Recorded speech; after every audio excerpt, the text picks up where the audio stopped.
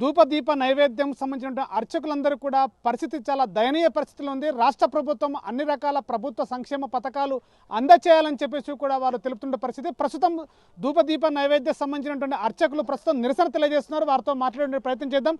Sir చెప్పండి, అంట్లో ధూపదీప నైవేద్యం అనేటువంటి ఈ యొక్క స్కీమ్లో ఎంతమంది అర్చకులు ఉన్నారు? ప్రభుత్వం ఎలాంటి మీ ముందు డిమాండ్స్ ఉంచుతుంది? మీరు ఎలాంటి డిమాండ్స్ ప్రభుత్వం ముందు ఉంచుతున్నారు? నా పేరు దౌలతాబాద్ వాసుదేవ శర్మ, ధూపదీప నైవేద్య అర్చక సంఘం రాష్ట్ర అధ్యక్షులు. ఈరోజు మహబూబ్ నగర్ జిల్లాలో అర్చక చైతన్య యాత్రలో భాగంగా ఈ నిరసన కార్యక్రమం శాంతియుతంగా ర్యాలీ చేయడం జరుగుతుంది.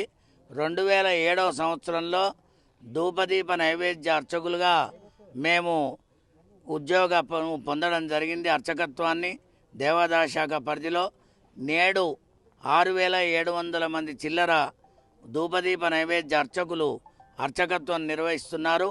వారి యొక్క పరిస్థితి చాలా దయనీయంగా ఉంది. ప్రభుత్వాలు గమనించాలి. 6000 రూపాయల వేతనం, 4000 రూపాయలు ధూపదీప నైవేద్యాలకు ఇస్తున్నారు. మొత్తం కలిపి 10,000 రూపాయలు. నేటి కాలమాన పరిస్థితుల్లో 10,000 రూపాయలకు జీవనం చేసే పరిస్థితి లేదు.